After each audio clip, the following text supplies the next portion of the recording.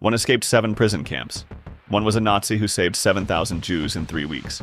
One picked up a burning flare with his bare hands. The world has forgotten almost every one of them.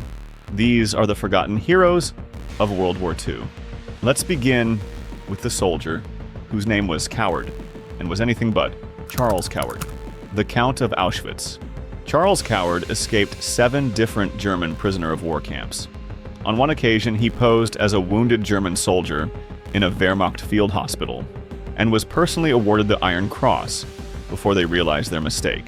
Posted to Auschwitz as Red Cross liaison, he smuggled food to Jewish prisoners, sent coded letters to British intelligence, and once swapped clothes with an inmate to spend a night next to the Nazi Party member who saved an entire country's Jewish population, Georg Duckwitz, Nazi who saved Denmark's Jews. Georg Duckwitz worked as a Nazi Party administrator in occupied Denmark and overheard plans for the deportation of every Danish Jew to extermination camps. He immediately warned the Danish resistance. Within 3 weeks, Danish citizens evacuated approximately 7,200 Jews to neutral Sweden in fishing boats across the Øresund. 99% of Denmark's Jewish population survived the Holocaust because of one Nazi who wouldn't keep his mouth shut. Now, meet the British general who claimed he enjoyed being shot at. Lieutenant General Adrian Carton de Weert, British Army. Adrian Carton de Weert was shot in the face, head, stomach, ankle, leg, hip, and ear during 3 separate wars. He survived 2 plane crashes. He escaped a prisoner of war camp by tunneling out and tore off his own fingers when a doctor refused to amputate them.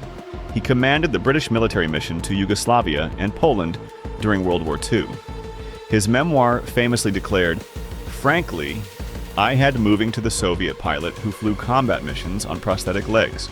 Alexei Murashiev, Soviet fighter pilot. Alexei Murashiev was a Soviet fighter pilot shot down over German lines in April 1942.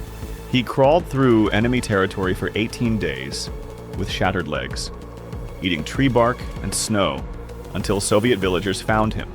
Both his legs were amputated. He spent a year teaching himself to fly with prosthetic legs and returned to combat in 1943, shooting down 7 more German aircraft. And he was named Step Forward to the 18-year-old who chose execution over betrayal. Zoya Kosmodemyanskaya, Soviet partisan Zoya Kosmodemyanskaya, was 18 years old when German soldiers captured her on a sabotage mission near Moscow in November 1941. They tortured her for 2 days, demanding the names of her resistance unit. She gave them nothing. They hanged her in the village square. The German officer ordered photographs taken of her body. Soviet forces later recovered those photographs and turned her into the most famous symbol of "Here is the American who deserted to fight Germany." Before America was at war, Colonel Lewis Millett, U.S. Army. Lewis Millett deserted from the United States Army to join the Canadian Army in 1941 because he wanted to fight Germany before America entered the war. After Pearl Harbor, the U.S. Army readmitted him with no charges. He was awarded the Medal of Honor for leading the largest American bayonet charge of the Korean War. His World War II service in North Africa, Italy, and the Pacific. Now, the Japanese soldier who kept fighting for 29 years after the war ended. Lieutenant Hiru Onoda, Imperial Japanese Army. Hiru Onoda was a Japanese intelligence officer ordered to conduct guerrilla operations on Lubang Island in the Philippines.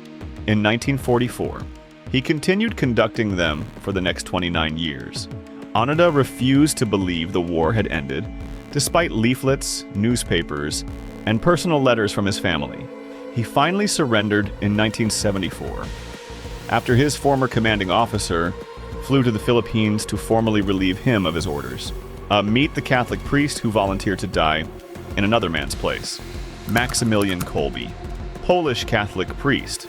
Maximilian Kolbe was a Polish Catholic priest sent to Auschwitz in 1941. When the camp authorities selected 10 prisoners for execution as reprisal for an escape, Kolbe stepped forward and volunteered to die in place of a man with a wife and children. The Nazis accepted the substitution. They starved him for 2 weeks. When he was still alive, they killed him with a phenol injection. The man next is the Polish journalist who saved 30,000 refugees and died for it. Henryk Sławik, Polish journalist. Henryk Sławik was a Polish journalist exiled to Hungary when Germany invaded Poland in 1939. From Budapest, he organized the rescue of approximately 30,000 Polish refugees, including 5,000 Jewish children, whom he supplied with forged documents identifying them as Polish Catholic orphans. The Gestapo arrested him in 1944 and tortured him for the names of his network. He gave them nothing. He was executed at Mauthausen concentration. Now, the black American officer who called artillery fire down on his own position, First Lieutenant John Robert Fox, U.S. Army. John Robert Fox was a black American artillery officer fighting in Italy in December 1944 when his observation post was overrun by German forces. With its position about to fall, Fox radioed his battalion and called artillery fire down directly on his own coordinates. His commander questioned the order. Fox confirmed it. Here, the bombardment killed Fox and approximately 100 German soldiers attempting to capture him.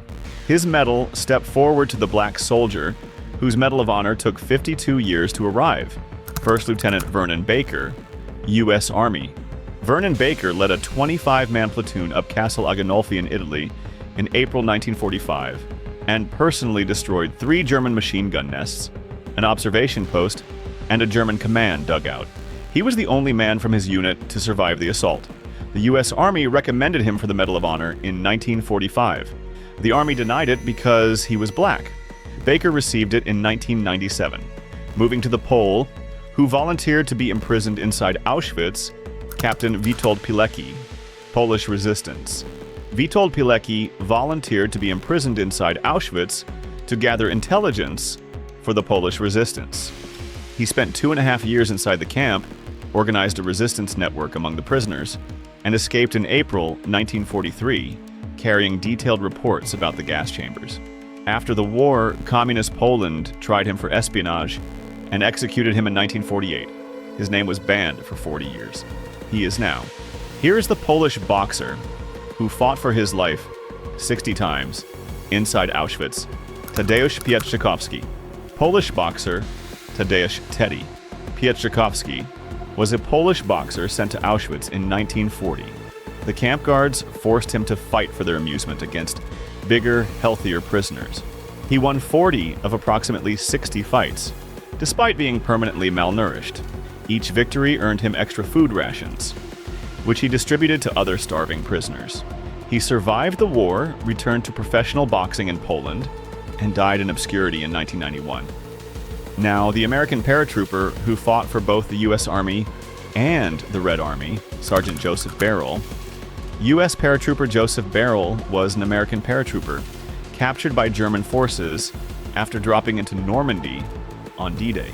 He escaped his prison camp 3 times, was finally beaten by the Gestapo, and stumbled into Soviet lines in early 1945, where he convinced a Soviet tank battalion commander to let him fight with them. Barrel is the only known American soldier of World War II to have served in both. And finally, the radio operator who picked up a burning flare with his bare hands, Sergeant Henry Irwin, U.S. Army Air Forces. Henry Irwin was a B-29 radio operator on a bombing mission over Japan in April 1945 when a phosphorus flare malfunctioned and caught fire inside the aircraft, it blinding him and burning through to the bomb bay. Irwin picked up the burning flare with his bare hands, carried it through the cockpit while it burned through to bone, and threw it out of the aircraft. He survived. The aircraft